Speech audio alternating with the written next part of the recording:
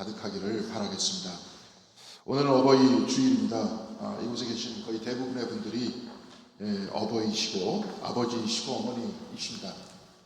생각하면 할수록 아버지 어머니의 이름은 대단하지만 여태까지 너무 쉽게 생각해 왔던 것 같습니다.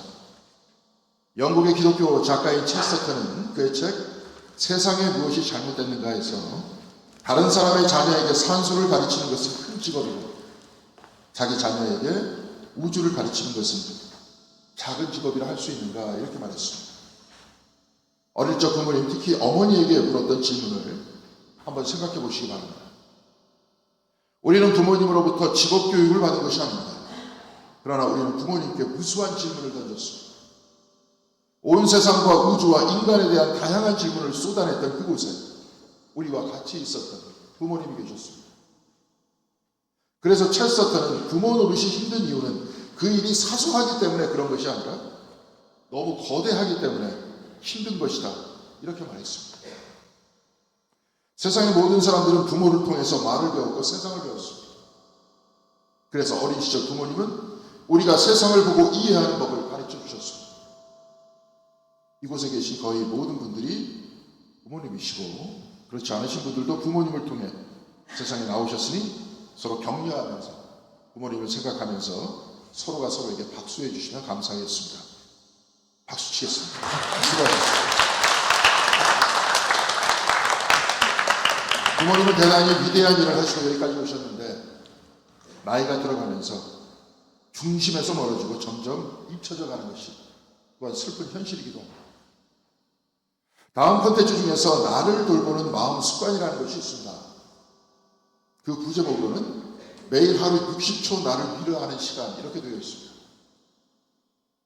이 제목들을 보면 손자들이 왜 안 오나 했더니 자식들이 꼽은 오기 싫은 이유 1위, 하루가 너무 길어서 괴롭더라, 70살 넘어 행복한 사람들의 특징 1위, 이런 내용이 있습니다. 억지로 제가 뽑으려는 것이 아닌데 자꾸 1위라는 것이 우리나라의 독특한 1등주의 때문이기도 하죠. 1위라 그래야 사람들의 눈에 확 들어오기 때문에 그렇습니다. 여하튼 손자들이 왜 안 오는 그 이유에 대해서 쓴 글, 하루가 지루하다고 하는 사람, 70살 먹어 행복한 사람 등등의 콘텐츠가 있기 때문에 이 글들을 주로 읽는 사람은 60세 이상의 장년층이라는 것을 알 수 있습니다. 그 중에서 지난 4월 28일에 올라온 글들 중 친구도 가족도 아니다, 조용필이 말한 나이 들수록 외로워지는 이유 4가지, 이런 글이 있었습니다. 이 글을 읽다 보니까 대단히 깊은 울림이 있어서 여러분들과 나눠보도록 하겠습니다. 우선 조용필 씨는 성공한 가수입니다. 그렇다고 해서 그가 지금 연예계의 중심에서 활동하고 있는 사람도 아닙니다. 그가 성공했던 가수이지만 지금은 잊혀져 가는 사람입니다. 인기 있는 젊은 시절을 보냈던 사람들이 대중들에게 잊혀지니까 평범한 삶을 살았던 사람보다 또한 그 삶에 대한 상실감이 더욱더 컸을 것입니다. 그는 이런 상실과 슬픔 속에 깨달은 자신의 이야기를 짧게 썼는데 그러면서 나이가 들수록 외로워지는 이유에 관해서 이렇게 말하고 있습니다. 나이가 들수록 인간관계는 넓어지기보다는 정리되는 방향으로 움직인다. 새로운 인연은 줄어들고 기존의 관계는 환경과 시간 속에서 자연스럽게 멀어진다. 각자의 삶이 굳어지면서 더 이상 서로 깊이 개입하지 않게 되기 때문이다.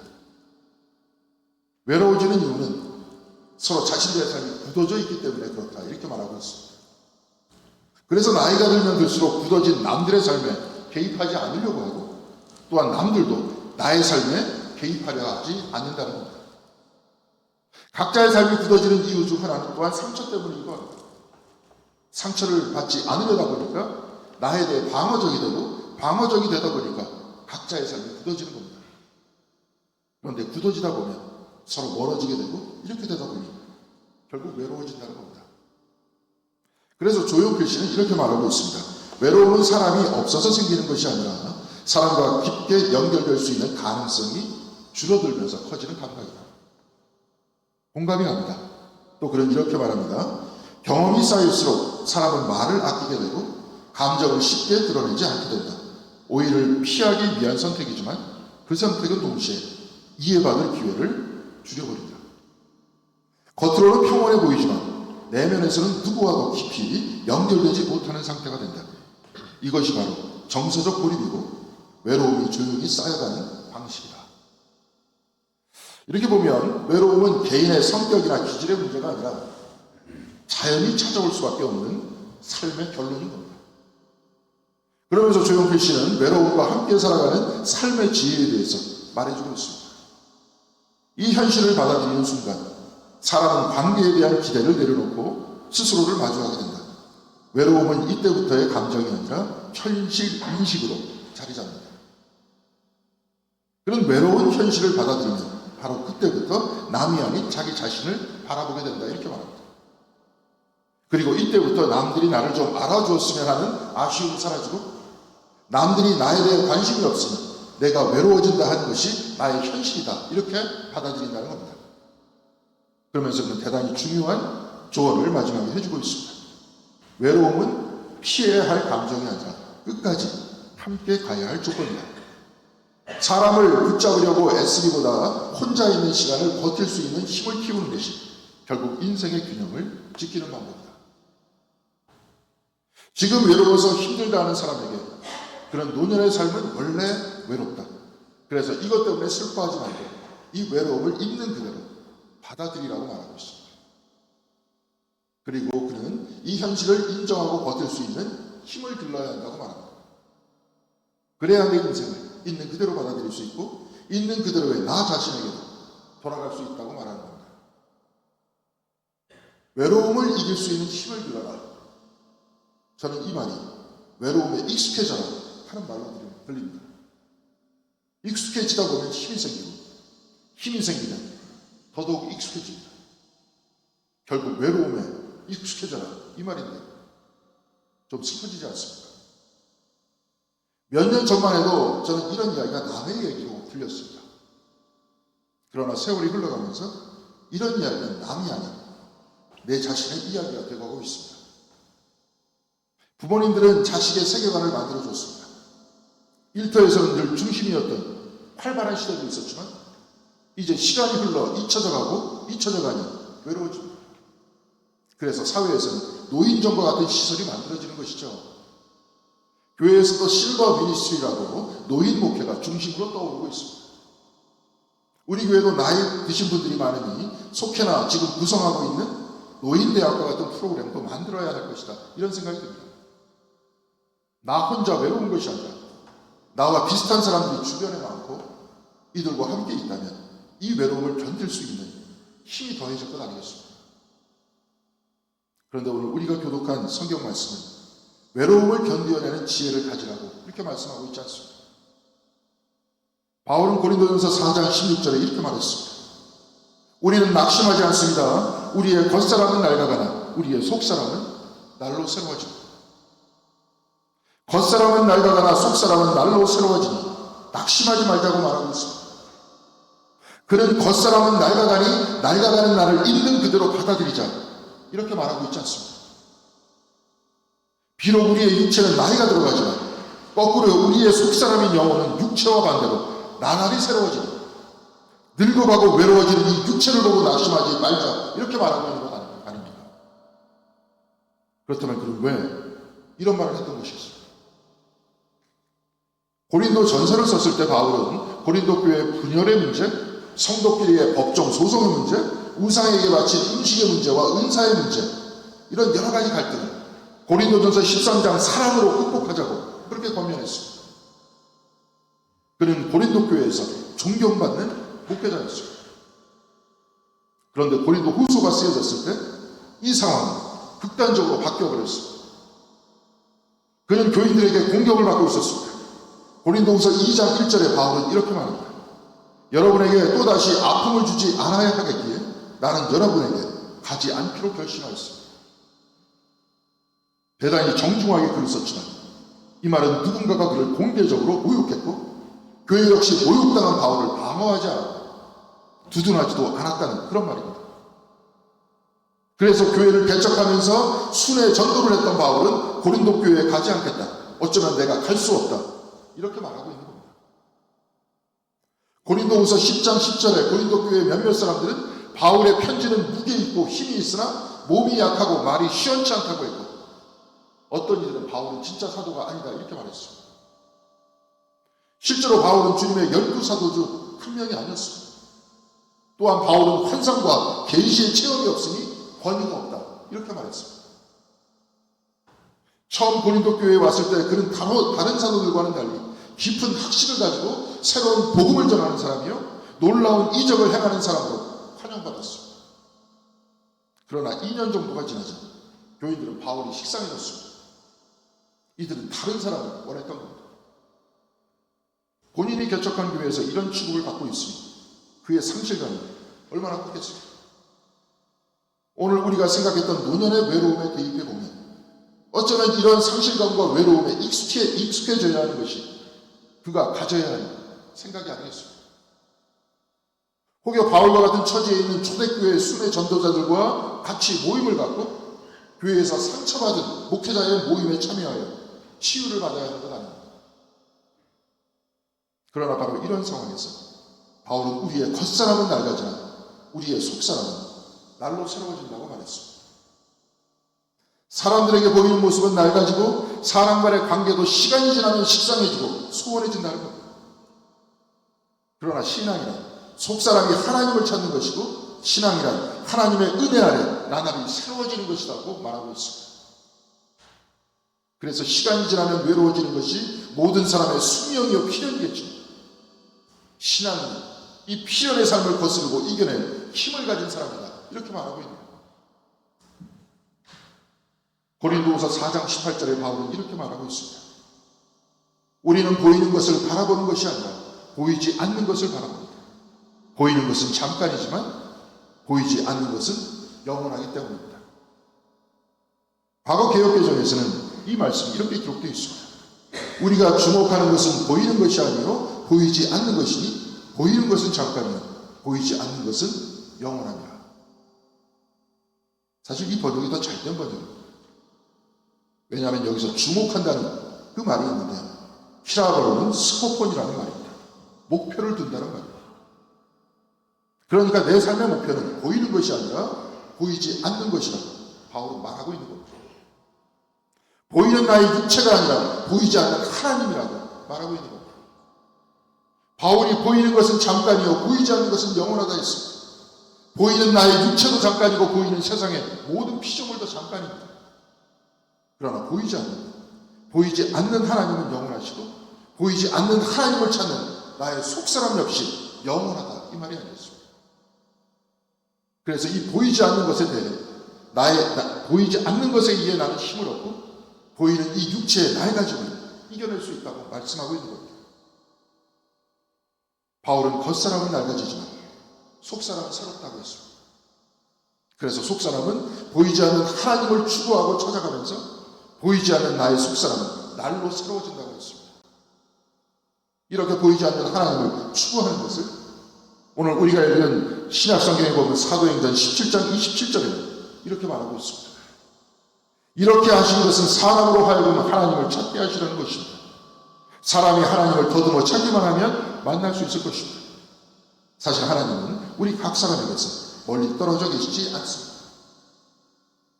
사도행전 17장 26절에 하나님께서는 우리에게 생명과 호흡을 주셨다고 했습니다. 성경책 어디에도 하나님께서 우리를 창조하신 이유에 대한 설명은 없지만 오늘 사도행전 17장 27절에 의하면 이렇게 생명과 호흡을 주신 이유는 하나님을 찾게 하기 위해서라고 말씀하고 있습니다. 하나님 창조의 목적은 하나님을 찾으라는 겁니다. 내가 사람들 사이에서 명예를 얻고 인기를 얻고 추앙을 얻는다고 해도 시간이 지나면 나는 잊혀지는 사람이 될 수밖에 없습니다. 바로 이것이 인간의 운명입니다. 그리고 그 과거의 나를 생각하면서 현재의 나와 비교하면 할수록 상실감이 들 수밖에 없습니다. 또한 그런 과거에 화려했던 나에 집착하다 보면 나는 외로워질 수밖에 없습니다. 그러나 바울은 나 자신을 향한 삶이 내가 이 세상에 존재하는 이유가 아니라 하나님을 찾는 것이 바로 내가 이 세상에 존재하는 이유라고 말하고 있는 겁니다. 바울은 겉사람은 낡아질 수밖에 없다고 했습니다. 태어나면 죽을 수밖에 없고 생겨난 것은 사라질 수밖에 없습니다. 그러니 있다 사라지는 것을 붙들고 그것을 위해 사는 삶은 결국 상실과 외로움으로 갈 수밖에 없는 겁니다. 그래서 바울은 보이지 않는 영원함, 우리에게 생명과 호흡을 주신 하나님을 찾아야 한다 말하고 있는 것 아닙니다. 독일의 철학자인 칼 야스퍼스는 이렇게 하나님을 추구하는 삶을 실존으로의 도약이라고 말했습니다. 실존이란 실제로 존재한다 이 말인데요. 야스퍼스는 실존을 어떤 말로 정의할 수 없다고 했습니다. 이것은 정의할 수 있는 것이 아니라 체험하게 된 것이기 때문에 그렇습니다. 여러분, 내가 실제로 진정으로 존재한다, 실제로 존재한다 라고 느낄 때는 언제입니까? 내가 아무것도 아닌 사람이라 생각하다가 내가 사랑받는 사람이라는 것을 알게 됐을 때 전혀 새로운 사람으로 존재하게 되는 것 아니겠습니까? 세상의 사람으로부터 인정받을 때가 아니라 하나님으로부터 인정받을 때, 의롭지 않은 내가 의롭다고 인정받을 때, 사랑받을 자격이 없는 내가 하나님으로부터 나는 너를 사랑한다는 감동이 내 마음 안으로 치고 들어올 때, 바로 그때 나는 진정으로 존재하게 된다 이 말이 아닙니다. 독실한 기독교 신앙인이었던 야스퍼스는 철학적인 말을 사용하면서 실존의 도약이다 이렇게 말했지만, 그가 진짜 하려고 했던 그 말은 뭡니까?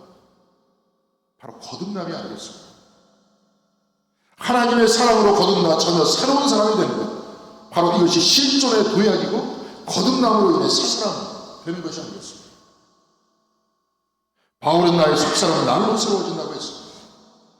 나날이 도약하는 삶으로 다시 태어난다 이 말이 아닙니다. 오늘 우리의 기원문에서 낭독한 시편 139편 1절에서 2절의 말씀에 하나님께서는 이미 나를 사랑하시어 다 알고 계신다고 했습니다.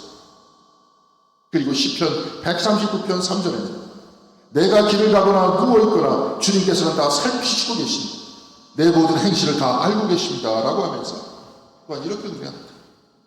주님께서 나의 앞뒤를 두고 감싸주시고 내게 주님의 손을 얹어주셨습니다. 나를 창조하신 이후 지금까지 나는 내세울 것도 없고 자랑할 것도 없는 부족한 사람이지만 주님께서는 나의 모든 것을 알고 계시고 나를 감싸고 나에게 손을 얹어주시어 보호하고 이끄신다고 말씀했습니다. 또한 오늘 우리가 읽은 요한복음 14장 20절에 주님께서는 아예 이렇게 말씀하십니다. 그날에 너희는 내가 아버지 안에 있고 너희가 내 안에 있으며 또 내가 너희 안에 있음을 알게 될 것이다. 주님께서는 너희는 알게 될 것이다 라고 했습니다. 이미 우리는 하나님 아버지 안에 있고 이미 우리는 그리스도 안에 있다는 것을 알게 된다. 알게 될 뿐 하나님은 이미 우리 안에 있고 우리는 이미 하나님 안에 있다는 겁니다. 이것을 알게 된다, 체험하게 된다 이 말씀입니다. 이렇게 알게 되면 나는 새로운 사람으로 도약하게 된다는 겁니다. 날 가지고 외로워지는 이 세상의 사람이 아니라 성령의 사람으로 도약하게 된다는 겁니다. 사랑하는 성도 여러분, 세상 안에서 우리는 낡아질 수밖에 없습니다. 우리의 육체는 시간이 지나면 늙고 잊혀지고 결국 죽고 사라질 수밖에 없습니다. 그러나 사랑하는 성도 여러분, 하나님은 우리를 사랑하시고 하나님 우리 안에 계십니다. 나는 그 사랑을 받을 자격이 없으나 하나님께서는 한 번도 나를 놓은 적이 없다는 것입니다. 이를 믿는 신앙의 사람은 낡아지는 겉모습을 보고 낙심하지 않습니다. 날마다 그리스도 안에 있는 새 사람과 끊임없이 도약하는 것입니다. 사랑하는 성도 여러분, 오늘은 어버이 주일. 어릴 적 부모님은 우리의 수많은 질문에 답하면서 우리가 세상을 이해하는 법을 알려주셨습니다. 우리는 이 은혜를 잊을 수 없습니다. 또한 우리에게 신앙을 가르쳐 주셨습니다. 우리 교회 특징 중 하나는 거의 모든 성도님들이 부모님으로부터 신앙을 받은 모태신앙인들이라는 겁니다. 부모님이 주신 이 신앙으로 말미암아 우리는 세상을 이기고 또한 낙심을 이기고 외로움을 이기고 날마다 영생으로 도약할 수 있게 되는 것입니다. 이 큰 선물에 감사하면서 이제는 이 신앙의 유산을 우리의 자손들에게 그리고 주변에 물려주어야지 않겠습니까? 사랑하는 성도 여러분, 하나님을 믿는 우리는, 영생을 믿는 우리는 하나님의 사랑받는 사람임을 자각하여서 늘 새로운 마음으로 도약한다는 바로 이 신앙의 결단을 잊지 마시기 바랍니다. 그리고 결코 낙심하지 마시기 바라겠습니다. 이 신앙 안에 우리는 나날이 새로워져서 세상을 이기고 절망과 외로움을 이기고 주님과 늘 동행하시는 신앙의 사람들로 거듭나서 오늘 말씀과 같이 겉사람은 낡아지죠, 속사람은 날로 새로워지시는 저와 여러분들이 다 되시기를 주님의 이름으로 간절히 기원드리겠습니다. 기도하시겠습니다. 사랑과 은혜가 충만하신 하나님 감사드립니다. 부모님께서 우리에게 신앙을 허락하여 주셔서 이 신앙으로 세상 사람들이 모두 다 걸어갈 수밖에 없는 그러한 낙심과 외로움의 길을 벗어나서 늘 하나님 안에서 신앙으로 하나님을 향한 사랑으로 도약할 수 있도록 하여 주시옵시고, 바로 그 안에서 끊임없이 하나님의 사랑을 확인하고 우리가 사랑받는 존재임을 또한 자각할 수 있도록 도와주시니 감사드립니다. 우리 모두의 겉사람은 비록 낡아지지만 하나님을 향한 그 사랑, 또한 하나님을 찾아가는 그 신앙의 열정이 나날이 새로워질 수 있도록 인도하여 주시옵시고, 그리하여서 세상을 이기고 또한 우리 앞에 기다리는 죽음까지도 이기는 신앙의 사람들로 거듭날 수 있도록 주님께서 함께하여 주시옵소서. 이 신앙을 우리 모두에게 허락하여 주셨사오니 이 신앙을 끊임없이 전하고 그리하여서 세상을 이기는 사람들로 가득 찬 공덕구에 그리고 이 마포구의 지역이 될 수 있도록 주께서 인도하여 주시길 바라오며 이 모든 말씀 우리 주 예수 그리스도의 이름으로 기도드렸습니다. 아멘.